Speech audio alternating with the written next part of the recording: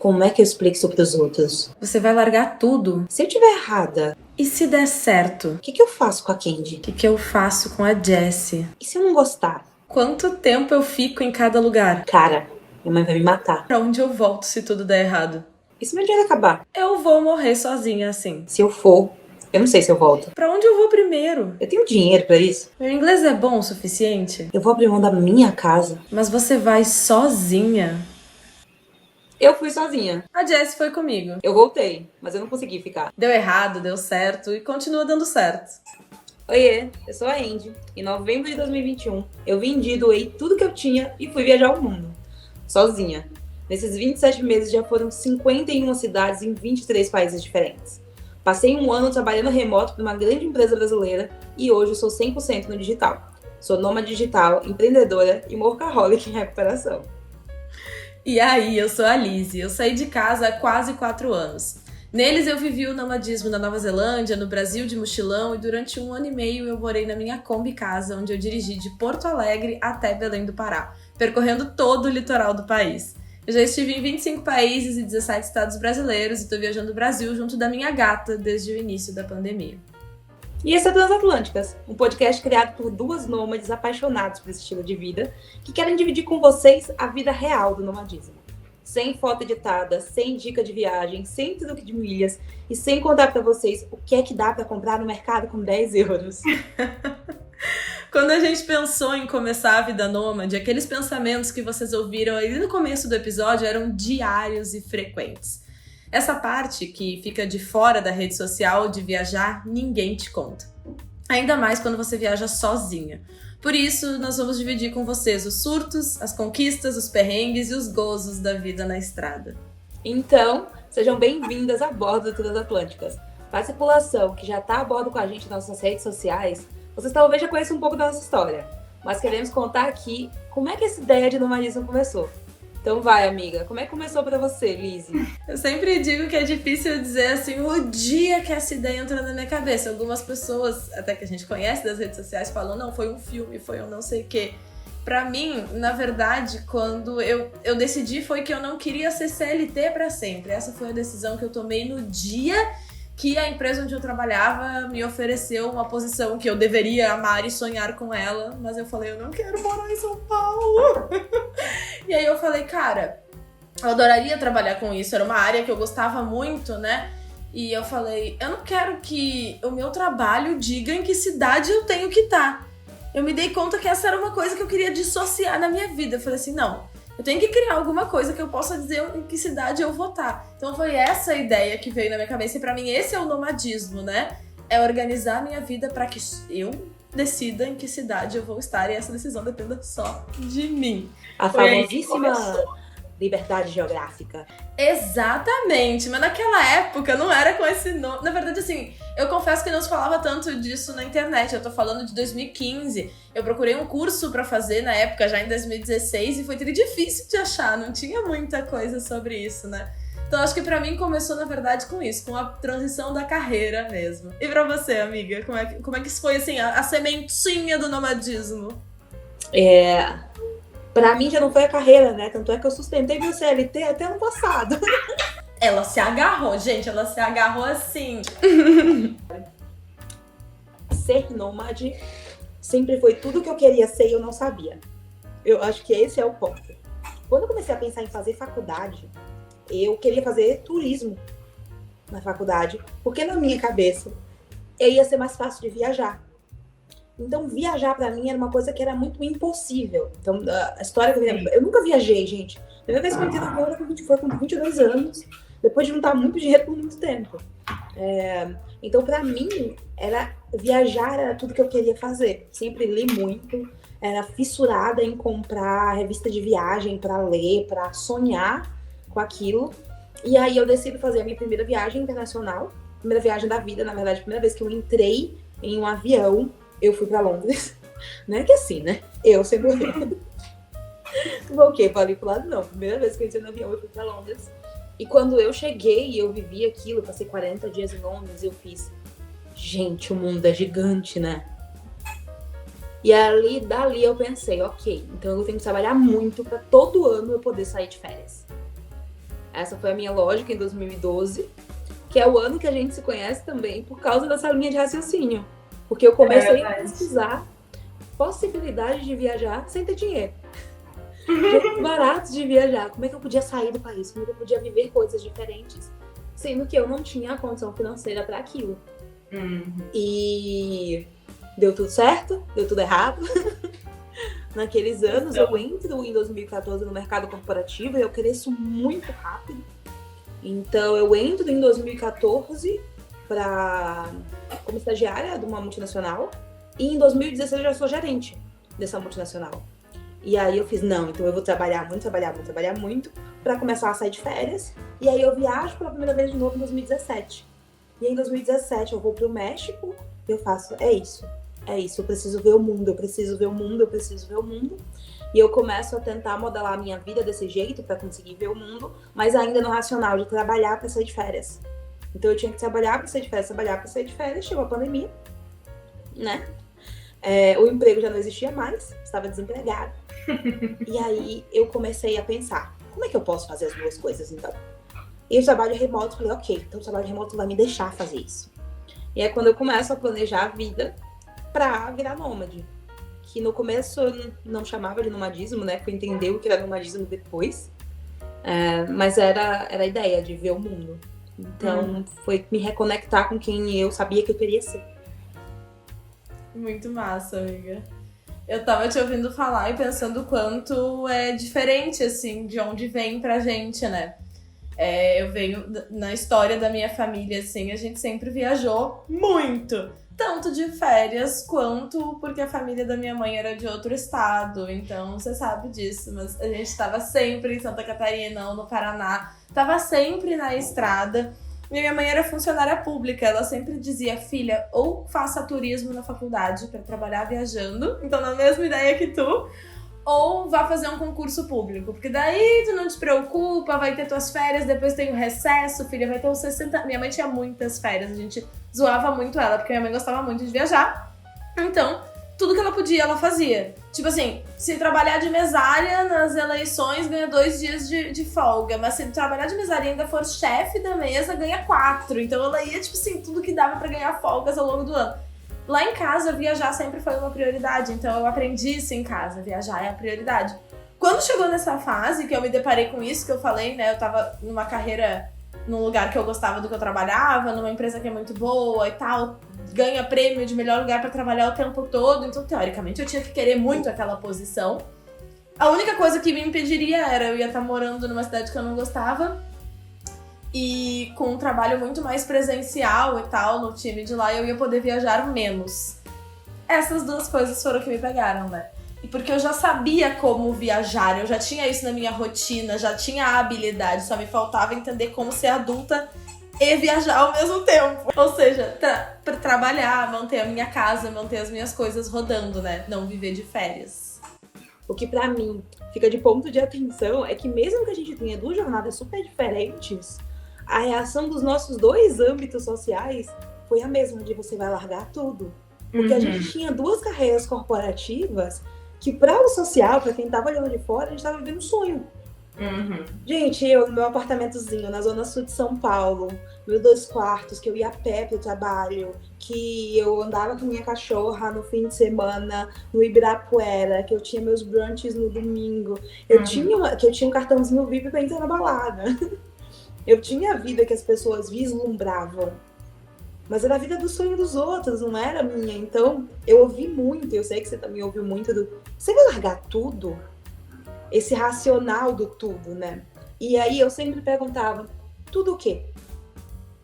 E a pessoa dizia, sua carreira, suas coisas. Eu falei, mas eu não tô abrindo mão da minha carreira sou eu. A minha carreira não é a assinatura que tá dentro da minha carteira de trabalho. As pessoas confundem muito carreira com trabalho. Que são coisas completamente... Carreira com emprego. Que são coisas completamente diferentes. Minhas coisas. Como se eu fosse definida pelo meu apartamento, pelos meus luxos. Então, mesmo que a gente tenha tido 2 jornadas muito diferentes, também foi muito questionado do largar tudo, né? Bastante, amiga. Eu confesso que as pessoas mais próximas de mim, elas já não questionaram. Minha transição pro nomadismo, ela foi quase que orgânica, assim. Eu fui indo... Quando eu me mudei pra Balneário Camboriú, lá em 2016, foi quando o nomadismo começou, na verdade. Porque naquele primeiro ano que eu fiquei morando lá, eu fiquei mais fora do apartamento do que nele mesmo, sabe? Ou eu tava no Rio de Janeiro, aí eu fui, passei 2 meses em Cuba, aí eu fui pros Estados Unidos de novo, aí eu fui pra Europa de novo. Eu só fiquei viajando, eu praticamente não fiquei no meu apartamento, até mesmo dentro do Brasil, né? E aí eu falei, cara, é só isso que falta mesmo, é só eu dizer que eu não tenho casa e cair pro mundo, né? Mas a coragem de fazer isso, eu lembro que veio quando uma amiga minha tava na Austrália viajando, fazendo um intercâmbio, e ela começou a falar, tipo, de vontade de viajar de um jeito diferente, não sei o quê. E aí eu chamei e falei, amiga, bora. Então, fazer um projeto. Foi a primeira vez que eu criei um projeto de viagem, assim. Então, já saí de casa com tudo fechado, patrocínio acertado e tal. E fui lá pro outro lado do mundo. Aí eu tava na Nova Zelândia pela primeira vez dizendo, tá, sou nômade, então agora eu sou nômade, só volto pra casa daqui a 5 anos. Pandemia de Covid. Só isso, assim. E eu lembro, isso foi muito engraçado, porque quando eu contei pros meus pais, que foi quem mais disse, principalmente meu pai, que hoje em dia é um dos maiores apoiadores do meu estilo de vida, mas na época ele perguntou, foi uma das primeiras pessoas que me perguntou, mas tu vai largar tudo? E eu olhei pra ele, lembro na época, e falei, tudo o quê? Tô levando meu notebook, porque eu já trabalhava pela internet, né? Então foi muito assim, tudo o quê? O notebook tá comigo. A referência de tudo é muito engraçada. É muito engraçado. E eu acho que a gente tava conversando disso outro dia, que como na internet, o nômade que existe na internet, tem 2 nômades que estão na internet. Que é o nômade blogueiro, que é o nômade produtor de conteúdo, que tá ali fazendo um conteúdo específico para um público sobre nomadismo. E o nômade não digital, que é a pessoa que tá no sabático, que é a pessoa que tá viajando, que é a pessoa que muitas vezes, sim, pausou tudo, não largou, mas pausou uma vida específica para se descobrir, para viver, para viajar, etc. Então, tem muito essa visão do nomadismo como ou pro lado do blogueiro ou pro lado do vagabundo, né? Que são as 2 versões que as pessoas conhecem, quando na verdade tem tanta gente na estrada que só não tá na internet. Exatamente, e eu acho que meu pai ficou muito preocupado com essa do vagabundo, porque naquela conversa que eu tava contando, quando eu fui falar com ele, que ele perguntou do largar tudo, né? Eu lembro que ele falou assim, mas se tu parar de trabalhar, eu não tenho dinheiro pra te bancar na estrada. Então era o medo dele. Eu falei, não, pai, pode ficar tranquilo, eu só vou pedir dinheiro se for uma situação emergencial que não tenho o que fazer e eu quero voltar pra casa. Aí eu vou te pedir. E aí foi isso, né? Pandemia, eu tive que comprar 4 passagens, porque os voos ficavam sendo cancelados, não tinha mais como, foi o cartão de crédito dele e eu realmente pedi ajuda pra voltar pra casa. Isso é pra dizer pra vocês que assim, pode dar muito errado, não desistam, porque depois pode dar muito certo. Essa foi uma grande insegurança minha, porque se meu dinheiro acabar, acabou. Eu não tenho pra quem recorrer. Eu não tenho pra quem... Hoje eu tenho. Hoje em dia eu tenho certeza que se eu postar no Close Friends, os meus amigos assim, gente, preciso voltar pro Brasil, socorro aqui, eu tenho certeza. Mas na época era muito restrito, né, pra mim. Era assim, meu Deus, se acabar o dinheiro, acabou. O questionamento do dinheiro era muito grande, e porque eu nunca fui uma grande gestora financeira, tá, gente? Sim, eu sou do só se vive uma vez, nunca fui de poupar e investir, hoje em dia eu tô fazendo, etc. Hoje em dia, inclusive, de manhã, usei 1 hora da minha manhã para fazer meus investimentos do mês. Maravilhoso. Aprendi, né? Aprendi para sustentar meu estilo de vida. Essa foi um dos grandes aprendizados do começo da vida nômade, de habilidades e competências que eu precisava desenvolver para dar certo. E tu tava falando dos tipos de nômade, quando eu saí com a Kombi, eu acho que eu comecei a encontrar muitos, assim, que eu falei, caraca, foi uma virada de chave de tal. Ok, eu já sabia que tinha bastante gente na estrada, mas tem muita gente na estrada. Cada posto de gasolina que tu para no Brasil é 5, 6 motorhome, ainda mais, assim, aqui no norte não. Agora estou em Belém do Pará, não é tanto. Mas sul, sudeste, tem muita gente na estrada e é isso que tu falou, nem todo mundo tá na internet. E a gente fica com essa impressão de que só tem um jeito de ser nômade, que é o jeito daquelas pessoas que estão na internet fazendo isso. Mas tem muita gente, né? Porque na internet a gente vê o que a gente é, que é o nômade digital. é o nômade que tá ali. Mas a gente eu já conheci gente que viaja o mundo ensinando a fazer crochê, yoga, aula de mergulho, que só tá viajando e fazendo voluntariado. Tatuadores, a galera que faz agrofloresta, viaja o Brasil inteiro, viaja a América Latina inteira, ficando só em cidade, tipo, ajudando, principalmente gente mais velha que precisa de ajuda no manejo no campo e tal. Tem uma galera na estrada com isso, e a galera do circo, cara. A gente sempre esquece a galera do circo. Porque eu, pelo menos, tinha a ideia de que circo era uma coisa muito grande, né? Tipo assim, circo, trailers, lona grande, muita gente e tal. Só que tem cada circo massa rodando o Brasil. Tem circo em Fusca, tem circo em Kombi, tem circo feito só de um palhaço, só de 2 palhaços. Tem circo só de mana de Kombi que faz tecido. Cara, é muito legal. A galera do circo arrasa sendo nômade num estilo completamente diferente do que tá nas redes sociais. Apesar de alguns deles até terem Instagram. A galera leva muito nomadismo pra vida cigana, né? Uhum. É uma vida que as pessoas acham que a gente não tem compromisso, quando na verdade... Ciganos têm muito compromisso social. Na verdade, pra você viver na estrada, você tem que ter um nível de compromisso, comprometimento e rotina que você não sustenta a tua vida se você não tiver. É uma virada de chave na tua cabeça de eu não sou viajante, eu tô aqui com um propósito, eu preciso parar, eu preciso trabalhar, eu preciso fazer... Eu preciso me comprometer com o lugar que eu tô em alguma medida. Uhum. E a sua vida, eu acho, na verdade, que isso deveria ser pra todo mundo. Eu enxergo que isso deveria ser pra todo mundo. Inclusive pra você que é CLT e não tem intenção de ser nômade. Mas quando você é nômade, obrigatoriamente a sua vida vira um projeto. Você é obrigado a tratar a sua vida como um projeto. Você pode não ter esse nível de metas, hábitos e tal, que eu e a Andy temos, pra quem já nos conhece aí, principalmente do Instagram, tá acostumado que a gente é meio isso mesmo, mas você não precisa ter nesse nível, beleza, mas se você não tratar minimamente a sua vida como um projeto, com um passo, qual que é o próximo passo, quais as habilidades novas que eu vou ter que aprender, a não ser que você tenha nascido nômade, as chances são que vai dar errado. Porque você vai cair na estrada como turista, que é a habilidade que você tem hoje de viagem, né? Então, é sobre entender o que você precisa, o que eu tô fazendo errado e descobrir como eu faço pra saber fazer certo. E conta aí, como nômade digital, como é que você faz dinheiro? É uma das perguntas que mais fazem pra gente, né? Como é que você faz dinheiro, você vai sozinha e... Você não se sente solitário? Sim, das 3 bombas que você largou na minha mão, qual que é pra eu responder primeiro mesmo? Tipo, como é que você faz pra ganhar dinheiro? Tá bom. Bom, como eu falei, essa foi a minha primeira preocupação, na verdade, né? Vou até contar a minha trajetóriazinha até chegar no que eu faço hoje. Eu comecei falando assim, ok, tenho que ganhar dinheiro pela internet, vou fazer esse curso aqui, que era um curso que prometia que eu ia viver de férias pro resto da minha vida.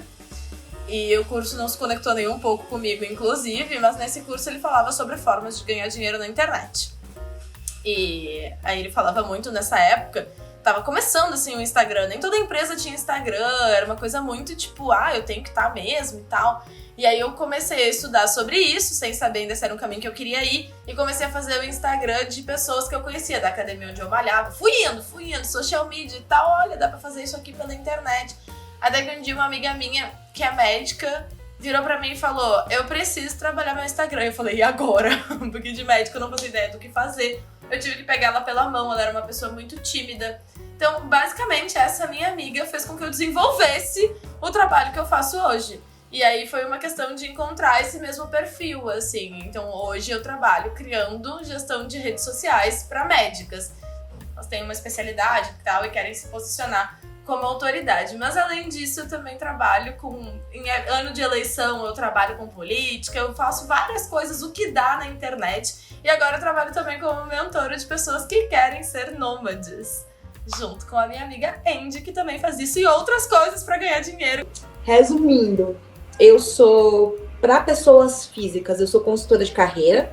Então eu tenho uma empresa de consultoria de carreira de pequenos negócios.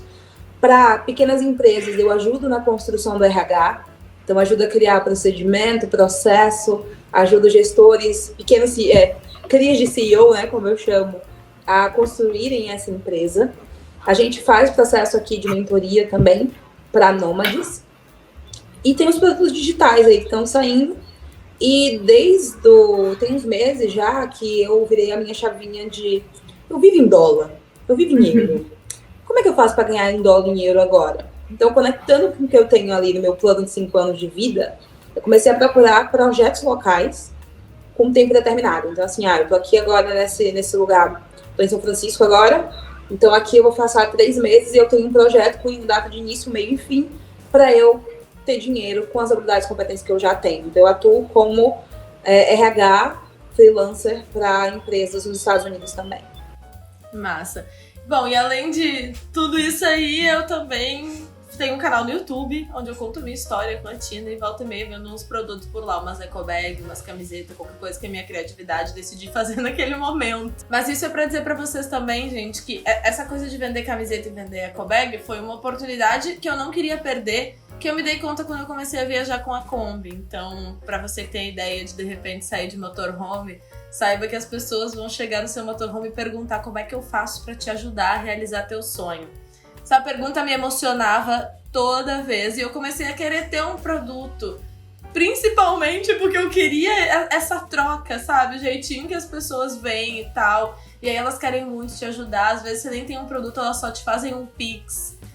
Não é pelo Pix, é pelo jeitinho da ajuda, sabe? É muito incrível essa troca que tá na estrada, proporciona pra gente. E também que me dizia toda hora, tipo assim, tem muita gente querendo fazer isso também, só que as pessoas acham que o sonho é grande demais, né? A gente não foi educada para atender aos seus desejos, né?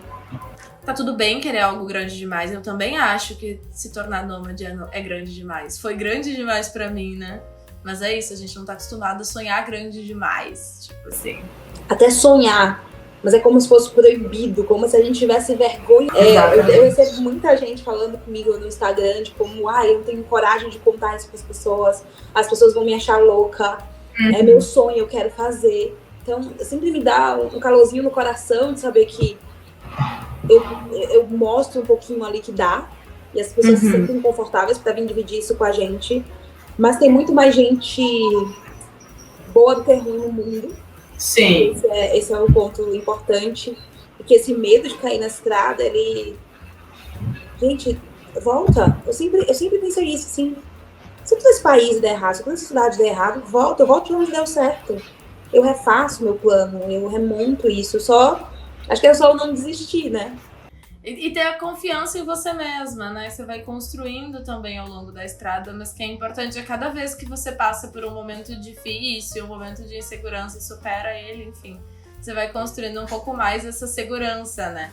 E as trocas também, né, ajudam a ter essa segurança. Quando você conversa com outras pessoas que estão na estrada, que estão fazendo dar certo, porque se você tentar conversar com seus amigos que não estão no mesmo sonho, que não estão fazendo isso também, não é nem que eles não gostem de você ou não te compreendam. Eles só não têm o conhecimento do estilo de vida, eles têm as mesmas preocupações de quem tá aí vivendo uma rotina, às vezes, de cidade grande, ou enfim, de não nômade, né? E cidade grande brasileira, que eu quis dizer, dos perigos e das novelas e o da Atena gritando na sua cara e todo esse caos que deixa a gente com medo de ir pro mundo, né? Muito louco isso, muito, muito triste, na verdade, esse fato desse momento que vivemos, histórico. Mas é isso, tipo, você vai conversando e trocando com outras pessoas que estão vivendo essa realidade, você vai entendendo que, tipo, eu não tô tão louca assim. Dá pra viver desse jeito. Olha só essa pessoa como ela pensa, como eu penso, né?